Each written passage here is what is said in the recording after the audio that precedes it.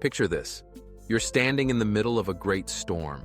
The wind howls, the rain lashes against your face, trees bend as if they might snap. But right at the heart of the storm, there's a pocket of stillness. No wind, no chaos. We call it the eye of the storm. And that's the image Stoicism gives us. Even in the middle of life's turbulence, you can find a quiet center within. I remember an old friend of mine, a veteran who served overseas. He told me that during nights when bombs fell and the ground shook, the only thing that kept him from breaking down was staying silent inside my own head. Not silence of the ears, but silence of the mind. He learned that panic only feeds fear. But silence, it's like a stone in the river. The water rushes and roars, but the stone stays unmoved. Marcus Aurelius once wrote, "You have power over your mind, not outside events." That struck me. We don't get to choose which storms arrive in our lives, but we do get to choose how we stand in them. Have you ever found yourself in a moment like that? Bad news hits suddenly. A careless word cuts you. A family crisis knocks the ground out from under you. Our instinct is to shout, to resist, to run. But the Stoic chooses something else. Silence. Not silence of surrender, but silence to observe. They pause. They breathe. They create a small gap between themselves and the storm. I once worked with an older woman who had just lost her husband. In our talks, she often asked, "How am I supposed to survive this emptiness?" I didn't give her a neat answer. Instead, I invited her to sit quietly with her grief, not to push it away, not to fill it with noise, but to listen to her heart in silence. After some weeks, she told me, "I realized that when I stopped fighting the pain, it stopped swallowing me. It's still there, but so am I." That is what the Stoics mean by silence in the storm. The storm doesn't vanish, but we no longer disappear inside of it. Look around. Today's world is full of noise, social media, headlines, deadlines, demands. It's like living in constant wind. And if we always react, always shout back, always run after the noise, we get swept away. Stoicism reminds us, practice the art of silence. It's not weakness, it's a subtle strength, the strength of self-mastery. Ask yourself, when was the last time I chose silence instead of an argument? When was the last time I paused and listened inward instead of reacting right away? If you begin to notice, you'll see, sometimes silence is the most powerful answer. It isn't empty, it's space for wisdom to enter. There is a truth that Stoicism whispers to us. The storm outside will always rage, but the true battlefield lies within. If the heart can remain still, then no force of wind or wave can overthrow it. Yet silence does not mean weakness, nor does calmness mean passivity. On the contrary, it is the highest strength, the ability to face life without being dragged along by chaos. When Marcus Aurelius, the Roman emperor, wrote his Meditations, he was surrounded by war, plague, betrayal, and politics filled with deception. Yet in those pages, his voice was not the voice of a man lost in despair. It was the voice of stillness, as if he had built within himself a fortress of silence. He reminded himself each morning, "Today, you will meet with the ungrateful, the arrogant, the deceitful, but they cannot harm you unless you allow them." These words are not complaints. They are shields of calm. Silence in the storm means you no longer waste energy arguing with the noise of the world.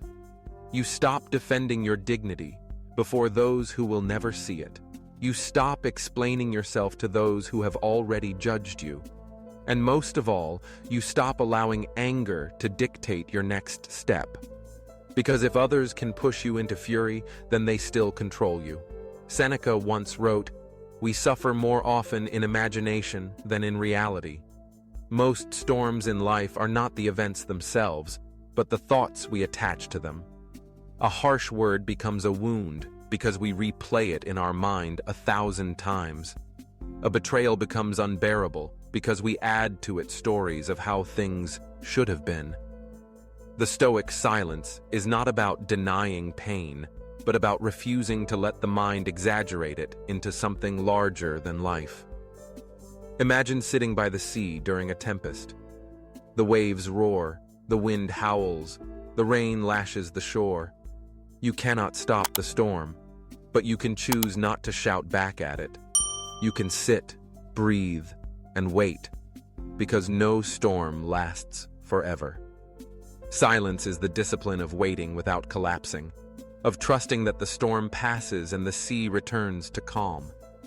In our modern age, storms take new forms: an insult on social media, a sudden financial loss, a diagnosis from the doctor, the rejection of someone we love.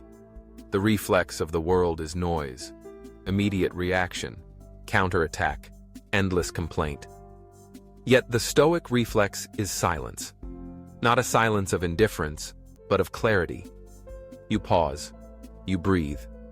You ask yourself, what is in my control? What is not? Then you act only on the first and release the second.